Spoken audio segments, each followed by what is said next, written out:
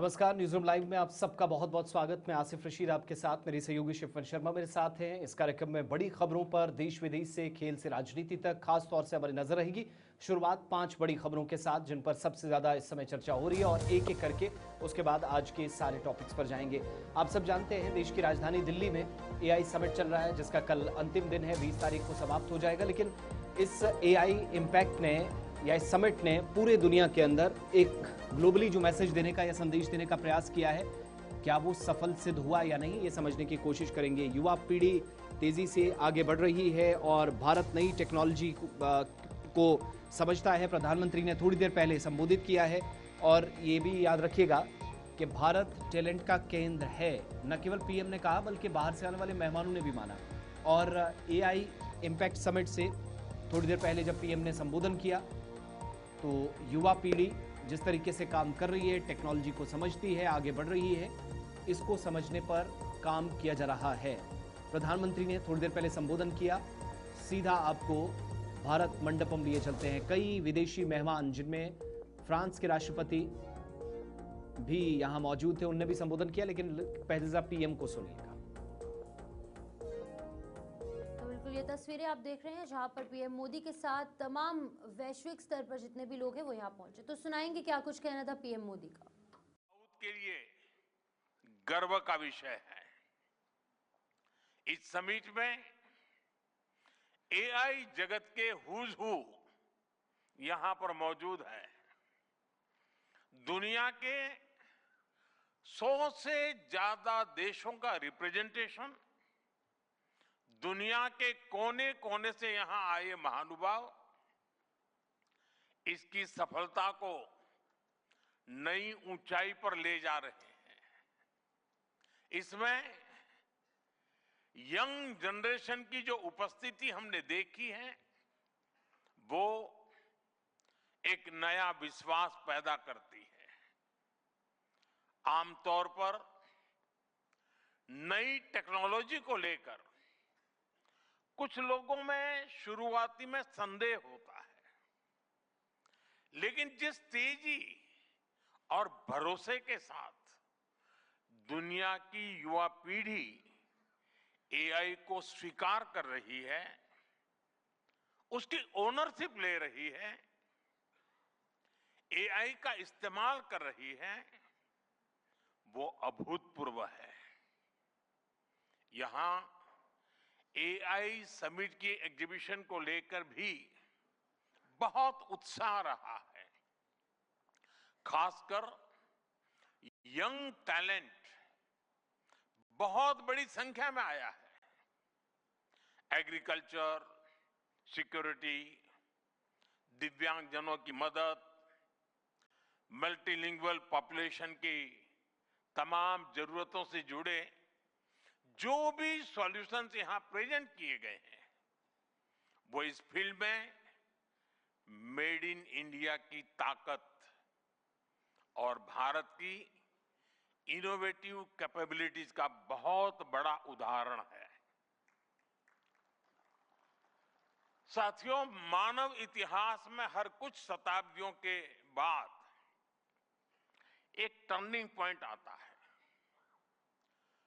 और वो turning point सभ्यता की दिशा रीसेट करता है, और वहीं से विकास की रफ्तार बदलती है। सोचने, समझने और काम करने के पैराडाइम बदलते हैं। और दिलचस्प बात यह है, जब हम ट्रांसफॉर्मेशन के उस दौर में होते हैं, तब उसके वास्तविक इंपैक्ट का अंदाजा भी नहीं होता।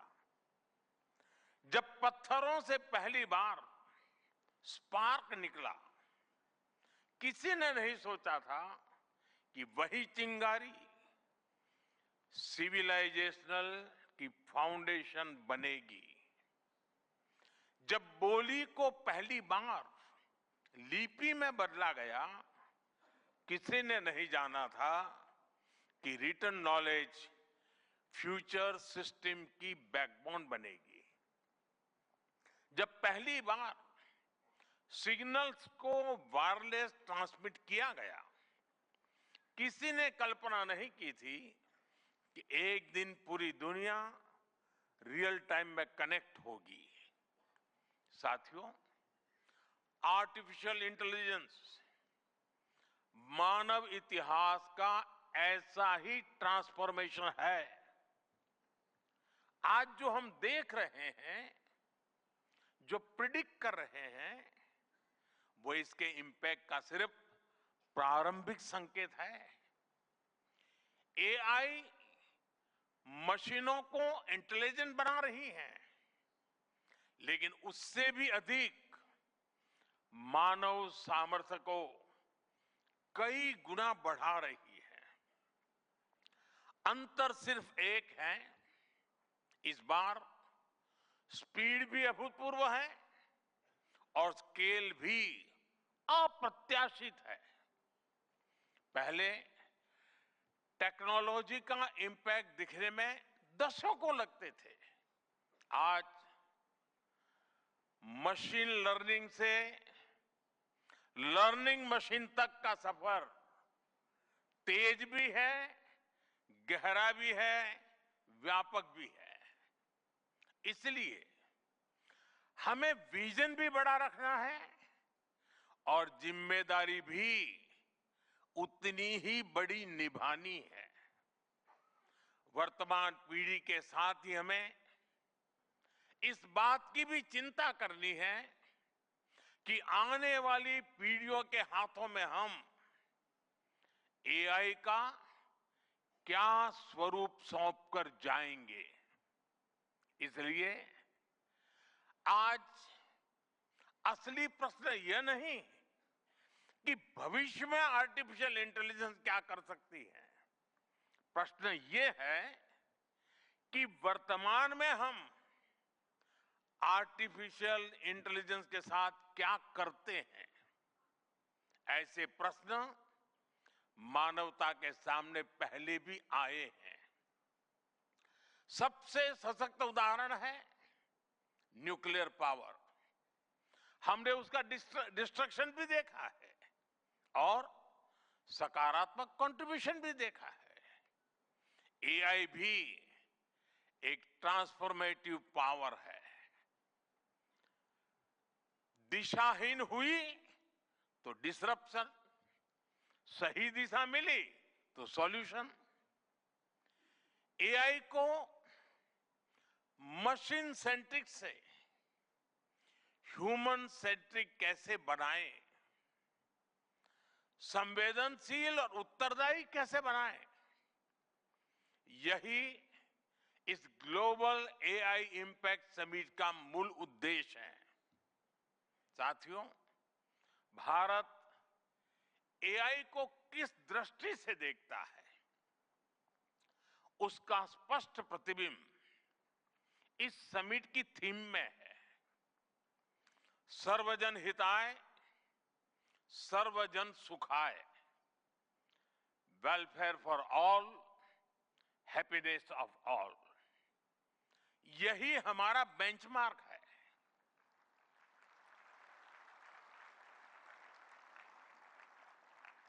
एआई के लिए इंसान सिर्फ डेटा पॉइंट न बन जाए, इंसान सिर्फ रॉ मटेरियल तक सीमित न रह जाए। इसलिए एआई को डेमोक्रेटाइज करना होगा, इसे इंक्लूजन और एम्पावरमेंट का माध्यम बनाना होगा और विशेष रूप से ग्लोबल साउथ में। साथियों, हमें एआई को ओपन स्काई भी देना है और कमांड भी अपने हाथ में रखना है। जैसे जीपीएस होता है, जीपीएस हमें रास्ता सुझाता है, लेकिन हमें किस डायरेक्शन में जाना है, इसकी फाइनल कॉल हमारी ही होती है। आज हम एआई को जिस दिशा में लेकर जाएंगे, वैसा ही हमारा भविष्य तय होगा। साथियों, आज new Delhi AI impact summit में मैं एआई के लिए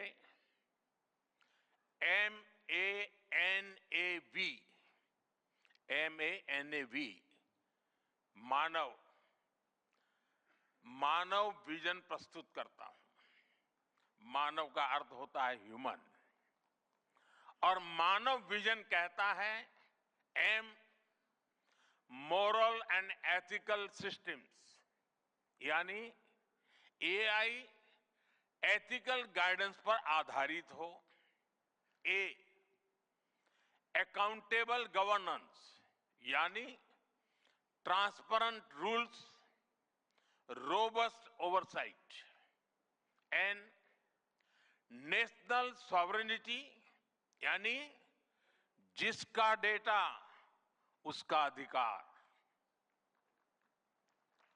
ए एक्सेसिबल एंड इंक्लूसिव, यानी एआई मोनोपोली नहीं, मल्टीप्लायर बने। वी वैलिड एंड लेजिटिमेट, यानी एआई लॉफुल और वेरीफाइबल हो। भारत का ये मानव विजन 21वीं सदी की एआई आधारित दुनिया में मानवता के कल्याण की अहम कड़ी बनेगा। साथियों, दशकों पहले जब इंटरनेट की शुरुआत हुई तो कोई सोच भी नहीं पाता था कि इससे कितनी जॉब्स बनेगी। यही बात एआई में है। आज कल्पना करना मुश्किल है कि आने वाले समय इस फील्ड में किस तरह की जॉब पैदा होगी। एआई का future of work pre defined नहीं है। ये हमारे निर्णय पर, हमारे कोर्स ऑफ एक्शन पर निर्भर होगा। मैं समझता हूं हमारे लिए फ्यूचर ऑफ वर्क एक नई अपॉर्चुनिटी है। ये ह्यूमंस और इंटेलिजेंट सिस्टम्स के साथ मिलकर काम करने का युग है। We are entering an era where humans and intelligent systems co-create, co-work and co-evolve। AI हमारे काम को और अधिक स्मार्ट, एफिशिएंट और इंपैक्टफुल बनाएगा। हम बेहतर डिजाइन करेंगे, तेज बिल्ड करेंगे और बेहतर डिसीजन ले सकेंगे। इससे और ज्यादा लोगों को हायर वैल्यू, क्रिएटिव और मीनिंगफुल रोल्स भी मिलेंगे। ये इनोवेशन, एंटरप्रेन्योरशिप और न्यू इंडस्ट्रीज के लिए बड़ा मौका है। इसलिए हमें स्किलिंग, रीस्किलिंग और लाइफ लॉन्ग लर्निंग को मास मूवमेंट बनाना होगा। साथियों, future of work inclusive, trusted और ह्यूमन सेंट्रिक होगा। अगर हम मिलकर आगे बढ़ें तो आर्टिफिशियल इंटेलिजेंस पूरी मानवता की क्षमता को नई ऊंचाइयों तक ले जाएगी। साथियों, कहा जाता है sunlight is the best disinfectant, यानी पारदर्शिता ही सबसे बड़ी सुरक्षा है। कुछ देश और कंपनियां मानती है कि एआई एक स्ट्रैटेजिक तो भारत मंडपम के अंदर प्रधानमंत्री नरेंद्र मोदी की तरफ से एआई समिट को संबोधित किया जा रहा था, जहां पर वैश्विक स्तर की अगर बात करेंगे तो तमाम बड़े नेता और बड़े चेहरे यहां पर पहुंचे थे। इसी बीच जरा बात नोएडा की करेंगे, जहां पर कि स्कूलों को बम से उड़ाने की धमकी एक बार फिर से मिली है। और ये कोई नई बात नहीं है, कभी हाईकोर्ट को उड़ाने की धमकी, कभी यूनिवर्सिटीज, कॉलेजेस, और अब स्कूलों को बम से उड़ाने की धमकी मिली है। और ये पूरा मामला नोएडा से सामने आया है। आपको बता दें कि 1 दर्जन ऐसे स्कूल हैं जिन्हें की ये धमकी प्राप्त हुई है, कभी लेटर्स और कभी ईमेल, और इस बार भी ईमेल के जरिए इन तमाम स्कूलों को बम से उड़ाने की धमकी मिली है। फिलहाल पुलिस जो है मामले की जांच शुरू कर चुकी है। हर एक एंगल से इस पूरे मामले को खंगाला जा रहा है कि आखिरकार ये शरारती तत्व है कौन, जो कि रोज इस तरीके से पैनिक क्रिएट करने की कोशिश करते हैं। बच्चों की सिक्योरिटी के चलते, वहां पर टीचिंग और नॉन टीचिंग स्टाफ की सिक्योरिटी के चलते फिलहाल पुलिस टीमें जो है वहां पर डिप्लॉय कर दी गई हैं, और इस चीज का खास ध्यान रखा जा रहा है कि कोई भी अप्रिय घटना ना हो। फिलहाल बॉम्ब डिस्पोजल स्क्वाड के साथ साथ डॉग स्क्वाड, जो भी खोजी कुत्ते हैं या फिर बाकी की जो एजेंसीज हैं, वो मौके पर पहुंच चुकी हैं और पूरे एरिया को खंगाला जा रहा है कि आखिरकार यहाँ पर कोई बम या फिर इस तरीके की कोई वस्तु, संदिग्ध वस्तु जो है वो प्राप्त ना हो। लेकिन अभी तक फिलहाल कोई भी ऐसी चीज बरामद नहीं हुई है। लेकिन पैनिक का माहौल जरूर है। बच्चों को जो है उनके स्कूलों से छुट्टी दे दी गई है, घर भेज दिया गया है। लेकिन इस चीज का खास ध्यान रखा जा रहा है कि सिक्योरिटी लैप्स ना हो, सिक्योरिटी पर कोई बड़ा सवाल ना आए, क्योंकि इसी तरीके से हम देख रहे हैं कि अलग अलग जगहों पर, चाहे देहरादून की बात की जाए, नोएडा, दिल्ली, उत्तर प्रदेश, जम्मू कश्मीर, तमाम ऐसी जगहें हैं जहां पर इस तरीके की ईमेल्स बरामद होती हैं, जहां पर कि पुलिस के लिए एक बड़ा चैलेंज खड़ा हो जाता है। लेकिन पुलिस सतर्कता के साथ वहां पर काम कर रही है। सिर्फ पुलिस ही नहीं, तमाम जितनी भी एजेंसीज हैं, dog squad, bomb disposal squad, तमाम लोग वहां पर पहुंचे हैं ताकि पूरे एरिया को खंगाला जा सके। 12 स्कूलों को बम से उड़ाने की धमकी दी गई और ये धमकी ईमेल के जरिए भेजी गई। इसमें दावा किया गया है स्कूल परिसर में विस्फोटक रखा गया है, जबकि सूचना मिलने के बाद स्कूल प्रशासन ने तुरंत स्कूलों को खाली भी कर दिया है।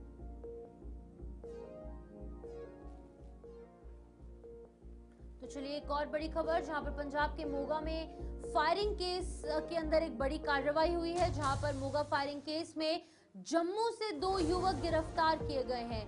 गैंगस्टर्स से ये जुड़े होने के आरोप इन पर लगाए गए हैं। फिलहाल आपको बता दें कि 10 फरवरी को प्रवासी मजदूरों पर फायरिंग हुई थी पंजाब के मोगा में, जिसमें कि जम्मू कश्मीर के 2, इनफैक्ट जम्मू डिवीजन के 2 लोग जो हैं इसके अंदर मुलव्विस पाए गए, इन्वॉल्व पाए गए, जिसके बाद कि अब इन दोनों को गिरफ्तार कर लिया गया है। और संभावित तौर पर यह भी हो सकता है कि अब जब इन 2 लोगों को गिरफ्तार किया है तो इनसे जो और लोग जुड़े होंगे, जिनके तार इस पूरे मामले से जुड़े होंगे, उनको भी अरेस्ट बहुत जल्द कर लिया जाएगा। लेकिन देखिए, ये फायरिंग दिन दहाड़े की गई और इसके अंदर जो है हानि भी हुई कहीं ना कहीं, और फिलहाल इससे 2 जम्मू के युवक गिरफ्तार किए हैं। और जम्मू के अंदर भी क्राइम रेट हम देख रहे हैं किस तरीके से बढ़ रहा है, कभी पुलिस पर फायरिंग, कभी कोई और क्राइम, कभी रेप के मामले। लेकिन अभी फिलहाल पुलिस जो है सतर्कता से काम कर रही है। बड़ी सफलता हाथ लगी है। पंजाब में हुई फायरिंग से जो तार थे वो जम्मू से भी जुड़े थे, और इन तारों के चलते 2 युवकों को जम्मू से गिरफ्तार किया है। उनसे पूछताछ होगी किस तरीके से इस पूरे कार्रवाई को अंजाम दिया गया, कौन मास्टरमाइंड था, इस हवाले से भी पूरी जानकारी पुलिस की तरफ से सार्वजनिक तौर पर रख दी जाएगी।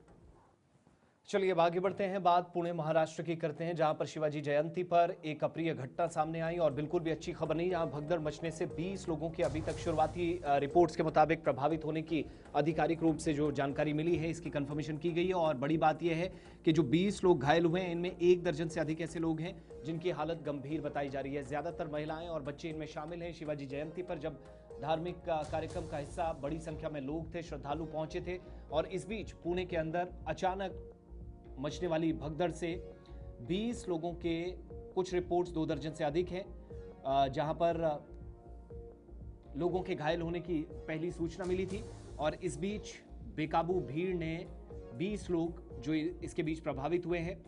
अब महाराष्ट्र के जो अलग अलग संगठन हैं, उनके सदस्य भी देर रात किले में जमा हो गए थे, और इस वजह से मुख्य समारोह से काफी पहले किला परिसर जो खचाखच भरा हुआ था, बढ़ती भीड़ को संभालने के लिए पुलिस की कमी के कारण भी कुछ समय के लिए स्थिति तनावपूर्ण बनी रही। 20 लोग घायल हुए हैं, जो अभी जानकारी है। इसके अलावा ये भी खबर है कि जो अंबरखाना का क्षेत्र है, वहां पर भी चीजें प्रभावित हुई हैं। जिन लोगों के घायल होने की आधिकारिक रूप से पुष्टि हुई, इनमें महिलाएं और बच्चे सबसे ज्यादा शामिल है और बड़ी संख्या में लोगों ने एक साथ आगे बढ़ने की कोशिश की। रास्ता बहुत तंग बताया जाता है, भगदड़ मची और अफरा तफरी इससे मची। चंद ही मिनटों के अंदर स्थिति और भी अनियंत्रित हो गई। पुणे ग्रामीण एसपी जो संदीप सिंह गिल है, उनकी तरफ से भी जानकारी दी गई है कि यहाँ पर जुन्नार के जो शिवनेरी का किला है उसके ऊपर शिवाजी के जन्म स्थान को देखें तो पहले से ही बड़ी संख्या में जो लोग दर्शन के लिए आ रहे थे, रात भर दर्शन होते रहे और इस बीच एक भक्त फिसल गया। इस वजह से और लोग सीढ़ियों पर गिरे, उनमें से 3-4 लोग घायल हुए और भगदड़ में 20 लोगों के घायल होने की आधिकारिक पुष्टि की गई है। तो बिल्कुल आपको बता दें कि यहाँ पर ये तस्वीरें भी आपके सामने हैं, जहाँ पर की भगदड़ मची है। 20 से अधिक लोग फिलहाल घायल अवस्था में, उपचार उनका चल रहा है, जिसमें कि ज्यादातर महिलाएं और छोटे बच्चे शामिल हैं। अब जरा आगे बढ़ेंगे, जहां पर बेंगलुरु एयरपोर्ट पर एक बड़ी कामयाबी मिली है और ये कामयाबी जो है वो नारकोटिक्स को लेकर है, जहां पर कोकीन बरामद की गई है। एक बैग बरामद किया गया जिसमें कि 4.77 ग्राम कोकीन पाई गई। आपको बता दें कि 4 किलो से अधिक ये कोकीन है, लगभग 23.88 करोड़ रुपए इसकी मार्केट में कीमत बताई जा रही है। ब्राजील का एक नागरिक गिरफ्तार किया गया है, यानी कि अगर हम बात करेंगे तो इंटरनेशनली इस पूरे बैग के या फिर इस नारकोटिक्स के तार जुड़ते नजर आ रहे हैं। तो ये जो तस्वीर आप देख रहे हैं अपनी टीवी स्क्रीन पर, यही वो बैग है और इसके अंदर 23 करोड़ 88 लाख रुपए की कोकीन ड्रग्स जो है वो बरामद किए हैं। तो एक बड़ी सफलता जरूर है, क्योंकि अब ये छोटे छोटे पैकेट्स में बंद कर कर कहां पर सप्लाई होनी थी, इसका पूरा जो पता है वो पुलिस की तरफ से लगाया जा रहा है। फिलहाल आपको बता दें कि भारतवर्ष का कोई भी व्यक्ति इसके अंदर अभी तक इन्वॉल्व नहीं है। बताया जा रहा है कि ब्राजील का एक नागरिक है, वहां का एक शहरी है, जिसे कि यहाँ पर बेंगलुरु के अंदर अरेस्ट किया गया है। लेकिन अब ये यहाँ पर इतनी ज्यादा कोकीन लेकर पहुंचा कैसे, क्या ये यहाँ से इसे फॉरेन ले जा रहा था, ये तमाम चीजें जो है अभी देखने वाली बात होगी। पुलिस किस तरीके से जांच को आगे बढ़ाएगी वो वक्त बताएगा, लेकिन अभी फिलहाल बहुत बड़ी कामयाबी है, क्योंकि 5 किलो के करीब ये जो कोकीन बरामद हुई है, आखिरकार इसका इस्तेमाल युवाओं की तरफ से किया जाना था और उसके बाद जो है वो चीजें और ज्यादा स्थिति खराब हो सकती थी, तनावपूर्ण हो सकती थी। लेकिन अभी फिलहाल पुलिस ने पहले ही प्रारंभिक जांच के अंदर इनिशियल जो यहाँ पर वहां पर चेकिंग हो रही थी एयरपोर्ट के अंदर, उसके अंदर एक ब्राजील का नागरिक पकड़ा और जब उसका बैग चेक किया गया तो उसके अंदर से 5 किलो के करीब जो नारकोटिक्स है वो यहाँ पर जब्त की गई है और इसकी अनुमानित कीमत जो है वो 23 करोड़ से अधिक बताई जा रही है, यानी कि 23.88 करोड़ रुपए की इसकी इंटरनेशनल मार्केट में कीमत बताई जा रही है।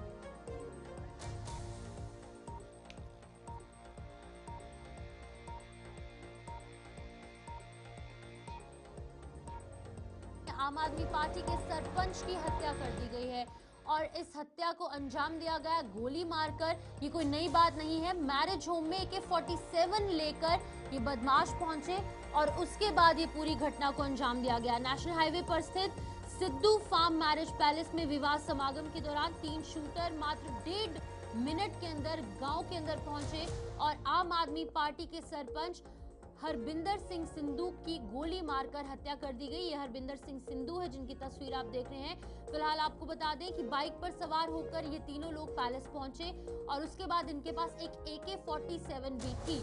ये चिंता का विषय है और जांच का विषय भी साथ ही साथ है कि AK-47 इनके पास आई तो आई कहां से। लेकिन इसी बीच में DGP की तरफ से भी बताया गया है, आधिकारिक तौर पर पुष्टि की गई है, गौरव यादव की तरफ से कहा गया कि डिवीजन पट्टी के DSP जगबीर सिंह और साथ ही साथ बाकी के लोग भी वहां पर मौजूद थे और उनकी तरफ से सुरक्षा व्यवस्था बनाई गई है। पूरे एरिया को कॉर्डन किया गया है और इस चीज का ध्यान रखा जा रहा है कि ये जो 3 लोग बाइक पर सवार होकर AK-47 लेकर इस मैरिज हॉल में पहुंचे थे वो कहां से पहुंचे, किस रास्ते से आए।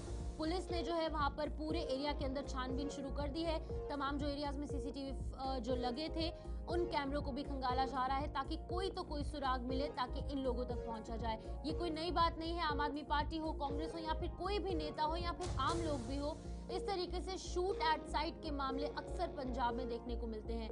लेकिन चिंताजनक विषय ये है कि आखिरकार ये सिलसिला थमेगा कब। लेकिन अभी फिलहाल ये तस्वीर आप देख रहे हैं आम आदमी पार्टी के उस सरपंच की जिनकी की दिन दहाड़े हत्या की गई। मैरिज हॉल के अंदर AK-47 लेकर 3 बदमाश पहुंचे। चलिए आगे बढ़ते हैं, रुख करते हैं केंद्र शासित प्रदेश जम्मू कश्मीर का। बजट सत्र बिल्कुल समाप्त होने वाला है, कुछ घंटे बचे हैं, कल अंतिम दिन है। लेकिन उससे पहले एक आदेश जो किश्तवाड़ जिले से जारी हुआ है, रमजान की शुरुआत के साथ ही फिर से नई कंट्रोवर्सी शुरू हो गई और इस विवाद के बीच कई राजनीतिक दलों के नेता भी सामने आए हैं। किश्तवाड़ प्रशासन ने आदेश जारी किए हैं कि जो लोग गुप्त तरीके से या संदिग्ध जो लोग चंदा इकट्ठा करने वाले हैं, उनको इसकी इजाजत बिल्कुल भी नहीं होगी। इस पर रोक लगाने का फैसला लिया गया है। अब राजनीतिक पार्टियां आगे आई हैं, वो एक एक करके प्रतिक्रियाएं इस पर दे रही हैं। कांग्रेस कह रही है कि इस तरह का आदेश सरकार के कम से कम कॉन्फिडेंस में लेकर होने के बाद शायद होता तो सहमति इस पर बन सकती थी। जबकि दूसरी तरफ जब आप देखते हैं तो बीजेपी इसका स्वागत कर रही है। नेता प्रतिपक्ष ने भी इस फैसले को सही बताया। पहले जरा बीजेपी और उसके बाद कांग्रेस को सुनेंगे। जम्मू कश्मीर के अंदर ये पहला इस तरह का आदेश है जहां पर रमजान के दौरान बहुत सारे लोगों की शिकायतें मिली, उसके आधार पर जिला प्रशासन ने कार्रवाई की कि गुप्त तरीके से और इस पैसे को इकट्ठा करने के बाद गलत इस्तेमाल का भी एक संदेह रहता है। उन सारी चीज़ों को रोकने के लिए भी कार्रवाई बहुत ज़रूरी थी। हमारी संवाददाता शिल्पा शर्मा ने नेता प्रतिपक्ष और कांग्रेस के कुछ नेताओं से बात की है। भारतीय जनता पार्टी से लीडर ऑफ अपोजिशन इस समय हमारे साथ मौजूद है। सर, किश्तवाड़ डीसी के द्वारा जो ऑर्डर निकाला गया है कि चंदा इकट्ठा बहुत स्वागत योग्य ऑर्डर है डिप्टी कमिश्नर किश्तवाड़ का। रमजान का जो महीना पवित्र महीना होता है जिसमें मुस्लिम कम्युनिटी ज़कात के रूप में डोनेशन देती है, वहाँ पे कुछ ऐसे लोग हैं जिनकी कंप्लेंट्स और जिनके इनपुट्स के आधार पे डिप्टी कमिश्नर ने ऑर्डर निकाला है। क्योंकि कुछ ऐसी मेंटलिटी के लोग जो पैसा इकट्ठा करते हैं डोनेशन के नाम पे और एंटी नेशनल एक्टिविटीज़ में उसका इस्तेमाल करते हैं, दुरुपयोग करते हैं, और उस चीज़ से बचने के लिए, उस चीज़ को रोकने के लिए डिप्टी कमिश्नर ने रोक लगाई है कि जो भी डोनेशन इकट्ठा करेगा उसके लिए प्रॉपर वेरिफिकेशन होनी चाहिए पुलिस की, वो कौन है, कहाँ से आया, किस गतिविधि में पैसा इस्तेमाल करता है, कौन सी एनजीओ है उसकी। तो ये स्वागत योग्य स्टेप है और प्रशंसनीय कदम। भारतीय जनता पार्टी जो है वो जम्मू संभाग के लोगों की जो है वो बात करती है। डिप्टी सीएम आरोप लगा रहे हैं सेंट्रल यूनिवर्सिटी, माता वैष्णो देवी यूनिवर्सिटी, जम्मू यूनिवर्सिटी में वीसी वाइस चांसलर जो लगाए जाते हैं वो बाहर के लगाए जा रहे हैं। क्या जम्मू संभाग या फिर क्या जम्मू में काबिल लोग नहीं है, उन्हें आखिरकार क्यों नहीं लगाया जाए? ये बड़ा सवाल है। मुझे लगता है कि डिप्टी सीएम के पास कोई कंटेंट और सब्सटेंस होता ही नहीं। मुझे बताइए, यूजीसी में एक प्रॉपर एक मैकेनिज्म होता है, एक प्रक्रिया होती है, प्रोसेस होता है, उसके आधार पे वीसी को चुना जाता है। उसमें मतलब बीजेपी जम्मू कश्मीर का क्या रोल है? अब वीसी भी बीजेपी ऑफिस से बनेंगे क्या? वो तो एक नियम है, एक यूजीसी की गाइड। कांग्रेस पार्टी से विधायक निजामुद्दीन भट्टी इस समय हमारे साथ मौजूद है। किश्तवाड़ में डीसी के द्वारा ऑर्डर जारी किया गया है कि रमजान महीने के दौरान जो है गुप्त तरीके से चंदा इकट्ठा ना किया जाए। अगर ऐसे किया जाता है तो उसे वेरीफाई पहले जो है वो किया जाएगा, और अगर कोई इकट्ठा भी करता है तो एसपी के द्वारा जो है एक्शन लिया जाएगा। आप इस ऑर्डर को कैसे देखते हैं? देखिए, समझ में नहीं आता है कि एडमिनिस्ट्रेटर्स लोकल लेवल पे बड़ी पॉलिसीज और कंट्रोवर्शियल इश्यूज के बारे में ऑर्डर्स गवर्नमेंट को कंसल्ट किए बगैर क्यों करते हैं? आपने देखा डोडा से ही कितनी कंट्रोवर्सीज आ गई। मेराजुद्दीन मलिक एक कंट्रोवर्सी का शिकार बना, पीएसए लगा उस पे। इसी तरह कई लोग इसका शिकार हो जाते हैं। और जब कम्युनिटीज की बात हो, देखिए यहाँ मजहबी आज़ादी है, आईन ने आज़ादी दी है, कानून ने आज़ादी दी है, और हमारा इतिहास आज़ादी देता है। इसको गवर्नमेंट ऑर्डर से पाबंद करना और हर एक पे शक करना कि ये चंदा जमा करेंगे और शायद गलत काम के लिए इस्तेमाल करेंगे। हम मजहब के नाम पे चंदा देंगे, सोच समझ के देंगे, देने वाला सोच समझ के देता है। इसमें किसी ऑर्डर की जरूरत नहीं है। This should be withdrawn. Jammu Kashmir की बात थी, जरा उत्तर प्रदेश चलते हैं जहां पर औरैया में कार हादसे का शिकार हुई है और नुकसान हुआ है। शुरुआती रिपोर्ट्स के मुताबिक कार अनियंत्रित होकर नहर में जा गिरी है और अभी तक की जानकारी के मुताबिक, और जो हमारे संवाददाता बता रहे हैं कि 3 लोगों की इस सड़क दुर्घटना में जान चली गई है। बिल्कुल, आपको बता दें कि शादी समारोह में शामिल होकर वापस लौटते समय बुंदेलखंड एक्सप्रेसवे के पास ये कार अनियंत्रित होकर नहर में गिर गई और उसमें 3 लोग सवार थे और तीनों की मौके पर ही मृत्यु हो गई है। बेहद ही ज़्यादा दुखद है और ये देर रात का हादसा पूरा पेश आया है और हादसा जो है बुधवार देर रात को हुआ और गुरुवार यानी कि आज सुबह करीब 6:30 बजे टहलने लोग निकले थे और इस दौरान उनकी तरफ से देखा गया कि यहाँ पर एक गाड़ी गिरी है। उसके बाद इन शवों को बाहर निकाला गया और गाड़ी को भी पुलिस की तरफ से बाहर निकालने की कोशिश लगातार जारी है। एसडीआरएफ की टीम्स और बाकी की एजेंसीज जो है वो मौके पर पहुंची। इन तीनों शवों को निकाला गया, पोस्टमार्टम के लिए भेजा गया है, लेकिन पूरे इलाके में हड़कंप मच गया है कि आखिरकार किन परिस्थितियों में ये पूरा हादसा हुआ। तो ये वो गाड़ी की तस्वीर है। सीधे गाड़ी जो है आप देख रहे हैं एक्सप्रेसवे से, हो सकता है कि ये तेज रफ्तार से चल रहे हो, अनियंत्रित ये गाड़ी हो गई हो, जिसके बाद की नहर में गिरी और 3 लोग इसके अंदर सवार थे और तीनों की मौके पर ही मृत्यु हो गई है।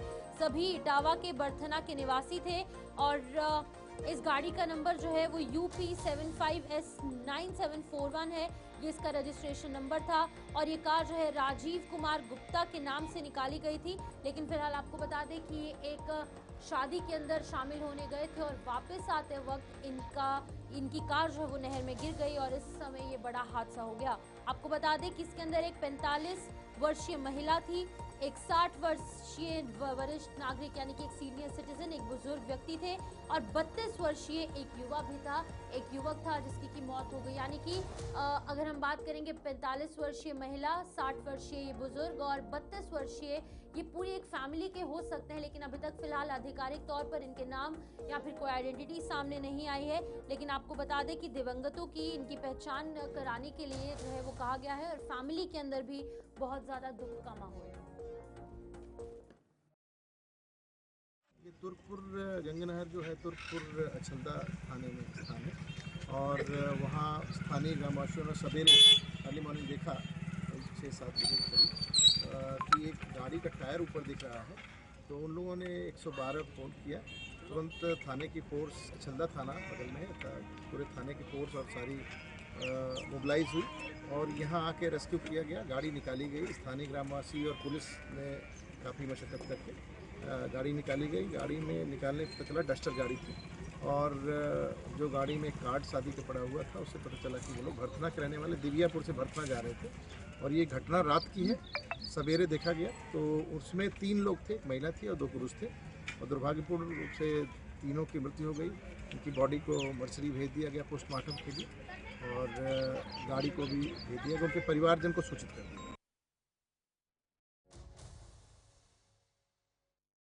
मथुरा उत्तर प्रदेश से भी इस समय जानकारी है, जहां पर इसी तरह की एक दर्दनाक घटना घटी है। 4 लोगों की मौत हुई है जिसमें 3 भाई बताए जा रहे हैं। शुरुआती रिपोर्ट्स के मुताबिक इस हादसे में तकरीबन जो 4 के 4 लोग थे स्थानीय बताए जा रहे, कोई भी इनमें से नहीं बचा है। तेज रफ्तार मारुति सुजुकी जो कि अनियंत्रित होकर नहर में पलट गई है और 4 युवकों की जान चली गई। हादसे की सूचना मिलने के बाद पुलिस मौके पर पहुंची, रेस्क्यू ऑपरेशन शुरू किया गया और पुलिस ने कार में फंसे तमाम लोगों को बाहर तो निकाला, लेकिन तब तक सभी की मौत हो चुकी थी। इस बीच मृतकों की पहचान राहुल वर्मा, अमित, मोहित और एक अज्ञात युवक के रूप में हुई है। राहुल वर्मा जो 23 साल का बताया जाता है, जो पुलिस के मुताबिक चौथा व्यक्ति इनके साथ था। 3 की तो जान गई, 4 की वैसे मौत हुई है। चौथा व्यक्ति जो है उसकी पहचान की जा रही है और कार नंबर UP 85CV 9856 जो एडवोकेट सज्जन सिंह की बताई जा रही है। तकरीबन 6:30 से 9 बजे के बीच में या 7 के बीच में ये लोग घर से निकले थे कार्यक्रम में शामिल होने के लिए और बताया जाता है कि मृतकों में 3 युवक एक ही परिवार के थे। हादसे के बाद इलाके में कोहराम मचा है। तस्वीर आपके सामने और ये गाड़ी जो टंकी के साथ टकराने के बाद ड्रेन में गिरी, वहां से जब तक निकाला जाता है वाटर लेवल काफ़ी ज़्यादा था और डूबने से इन 4 लोगों की मौत का शक है वो जाहिर किया जा रहा है। वैसे शुरुआत में हादसा पेश आया, उसके बाद गाड़ी जब पलटी तो वो भी पानी में चली गई। जब तक उनको निकाला जाता तब तक 4 लोगों ने दम तोड़ दिया था। आधिकारिक रूप से जानकारी मिली है, सारे लोग तो निकाले गए लेकिन एक अंतिम सूचना मिलने तक जिसकी पहचान होना बाकी थी।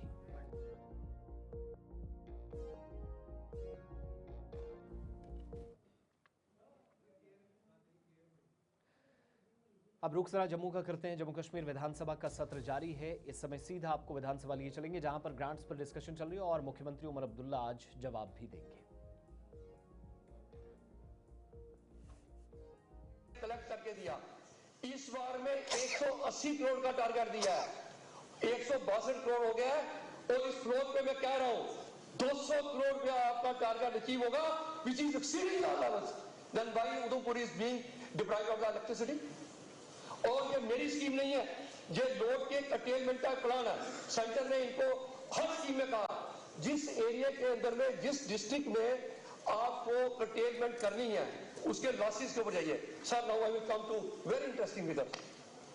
बांडीपुर के अंदर में 81% लॉस हो रहा है। ये निजामुद्दीन भट्ट साहब बैठे हैं इधर में 81% loss. I am hearing through my knows. Sir ये बडगाम में 61%, ये सीएम साहब की अपनी कॉन्स्टिट्यूंसी थी। कुपवाड़ा में 56% लॉस, शुपैया में 47% लॉस। सर क्यों हो रहा है? 4300 करोड़ रुपया 4,300 crores is being consumed every year on account of these losses. Sir मैं आपसे एक रिक्वेस्ट करूंगा, अगर हम इस लॉस को 2300 करोड़ पे भी ले आते तो हर कॉन्स्टिट्यूंसी को 100 एक डिस्ट्रिक्ट को 100 करोड़ रुपया हमारा एक्स्ट्रा मिलता बजट के लिए, कैपेक्स के लिए। Sir this is a very sad state of affairs. This power as well as other expenditure they are eating into a very vital our economy. इनको सर करेक्ट करने की जरूरत है। ये मैं किसी के ऊपर क्रिटिसाइज कर रहा because he has taken over the thing. जो पिछली एक लाइबिलिटियां जो चल रही हैं इन्होंने लिया है। और इसके अलावा मैं ये बताना चाहता हूं, आपका बजट लाइबिलिटी जो है, जो बिजली वालों की है, वो आपकी 23,000 करोड़ से ऊपर है। 23,500 कुछ करोड़ रुपया आपकी लाइबिलिटी है। फिर सर एक मैं फिस्कल प्रूडेंस के बारे में सीएम साहब को कहूंगा। सर अगर हमने टाइमली पेमेंट की होती, तो हमारे को 115 करोड़ रुपया रेट में मिलता। उल्टा हमने सरचार्ज और इंटरेस्ट का 131 करोड़ रुपया भरा। 247 करोड़ रुपया ये अगर हमारा कैश फ्लो ठीक रहते, अगर हम बेस एंड मीन्स एडवांसेस को विद इन टाइम ऑपरेट करते, ओवरड्राफ्ट को ठीक से ऑपरेट करते, क्योंकि इंटरेस्ट का रेट है इनका 15% और रिवेट वर्ग को मिलता है 18% पे। अगर हम 5 दिन पेमेंट करते हैं, अगर 1 महीने करते हैं तो हमारे को रेट मिलता है 1% का।